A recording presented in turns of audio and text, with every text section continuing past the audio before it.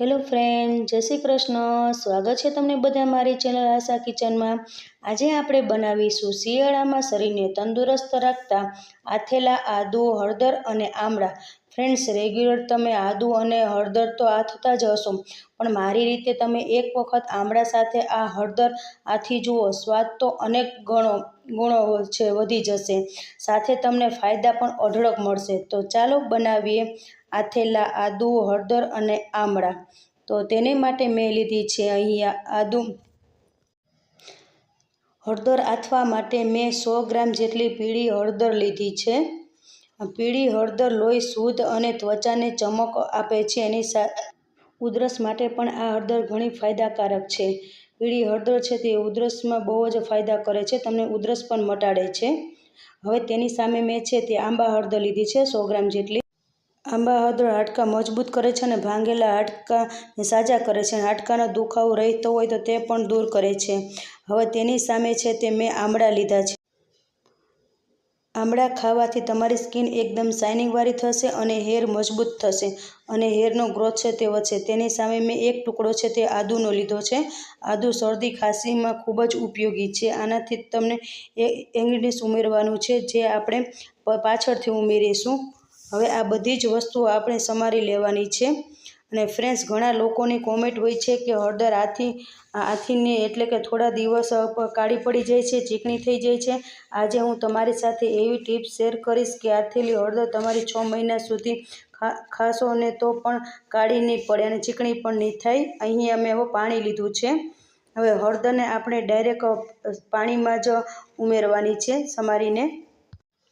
આમળાને છે તે સાઈડ પર રાખી દઈશું. હવે હળદરને છે તે આપણે સમારી લઈશું. હળદરનો ઉપયોગ કરતાં પહેલાં સારી રીતે ધોઈને અને કપડાથી લૂછી પછી તેનો ઉપયોગ લેવાનો છે, પણ આ બધી પ્રોસેસ મેં પહેલાંથી જ કરી લીધી છે.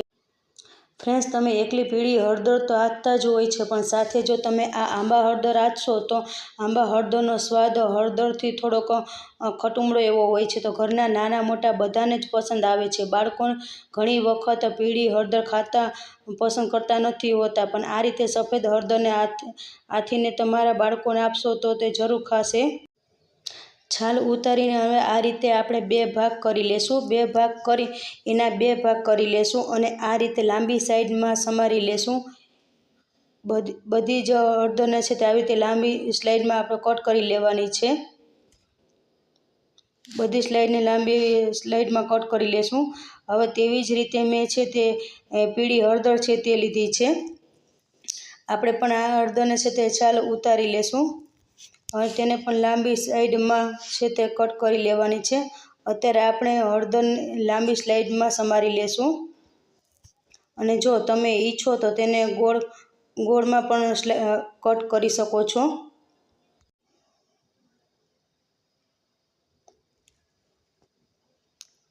હવે તેને આવી રીતે આપણે લાંબી સાઈડમાં છે તે કટ કરવાની છે. જો તમે ઈચ્છો તો બંને હળદરને છે તે ગોળમાં પણ કટિંગ કરી શકો છો, પણ જો આપણે આવી રીતે લાંબુ કટ કરશું તો દેખાવ પણ સારો લાગશે અને પણ બનશે પણ સરસ એવું. તેવી જ રીતે બંને હળદરને અમે લાંબી સ્લાઇડ કરી લીધી છે. તેવી જ રીતે હવે આમળાને સ્લાઇડ કરી લઈશું. ફ્રેન્ડ્સ, આમળા તો ઘણી વખત ઘરમાં વડીલો ખાઈ શકતા નથી, કારણ કે આમળામાં તુરાસનો હિસાબે દાંત અંબાઈ જતા હોય છે, એટલે કે ખટાઈ જતા હોય છે. પણ તમે જો આ રીતે આમળામાં હળદર સાથે આથી દેશો તો એટલે કે આમળાની તુરાસ ઓછી થઈ જશે અને આમળાનો અઢળક ફાયદા પણ મળશે. હવે તેમાં મેં એક આદુનો ટુકડો લીધો છે, તેને પણ આવી રીતે લાંબુ સ્લાઇડ કરી લેશું. જો આદુ તમે પસંદ ના કરતા હોય તો તેને સ્કીપ પણ કરી શકો છો. તમને પસંદ હોય તો જ તમે આદુ ઉમેરી શકો છો. અહીંયા તમે જો આ બધું જ મેં સમારી લીધું છે. પાણીમાં કલર થોડોક એવો કાળસ પણ થઈ ગયો છે. હવે આ પાણી આપણે બદલી લેવાનું છે. આગળ મેં તમને કહ્યું હતું કે ઘણી વખત હળદર કાળી પડી જતી હોય છે કે ચીકણી થઈ જતી હોય છે. ફ્રેન્ડ્સ, તમે આ રીતે આ હળદરને ધોઈને તરત જ આથી લેતા હોય તો તે હળદર અંદર કાળાશ હોય છે અને આ જ રીતે બહાર આવે છે અને થોડો ટાઈમ થાય એટલે તમારી હળદર છે તે કાળી પડી જતી હોય અને ચીકણી પણ થઈ જતી હોય છે. પણ આ હળદર આપણે 2 થી 3 પાણીથી ધોઈ લેવાની છે. પછી ધોઈને પછી તેને આ બધી વસ્તુને 2 થી 3 પાણી સુધી ધોઈ લેવાની છે. જ્યાં સુધી ચોખ્ખું પાણી ના રહે ત્યાં સુધી આપણે તેને ધોવાની છે.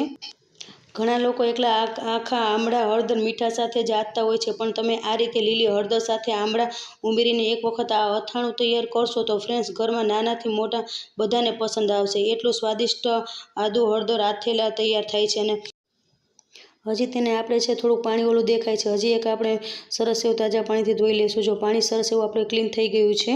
હવે તેને આપણે છે એક મિક્સિંગ બાઉલમાં તેની બધી સામગ્રી છે તે લઈ લઈશું. બધી સામગ્રી આપણે લઈ લીધી છે.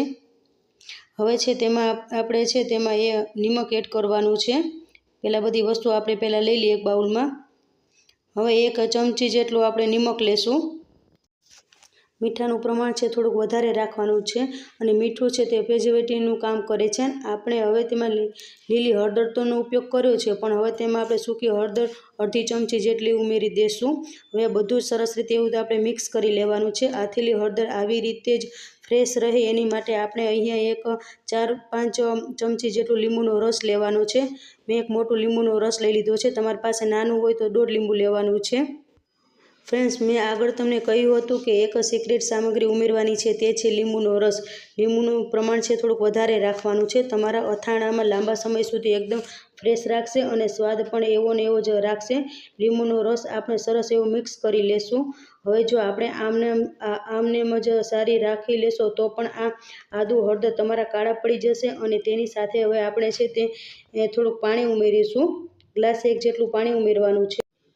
ડૂબાડૂબ પાણી એડ કરવાનું છે. ડૂબી જાય ત્યાં સુધી ઉમેરવાનું છે. આ રીતે તમે આદુ હળદર આથશો તો ફ્રેન્ડ્સ આ રીતે આપેલી હળદર અને તમારી 6 મહિના સુધી આવીને આવી રહેશે, ફ્રેશ રહે તે માટે આપણે એક જાર લેશું. જે જારમાં તમે આદુ હળદર ભરવાના હોય છે તેને સારી રીતે ધોઈ ચોખ્ખી કરી રસ તપાવી લેવાનું છે. પછી જ એમાં ભરવાનું છે. આ રીતે હવે તેમાં આ રીતે પાણી સહિત જ આપણે બોટલમાં ભરી લેશું. અને બોટલમાં આદુ હળદર ભરી લીધા પછી જ પાણી પણ હળદરની અંદર રહે તે રીતે ઉમેરી દેશું. અહીંયા આપણે તમે જુઓ છો ઉપર સુધી છે તે પાણી આવી જાય ત્યાં સુધી આપણે આ હળદરને બધું આથેલું છે તે ભરવાનું છે.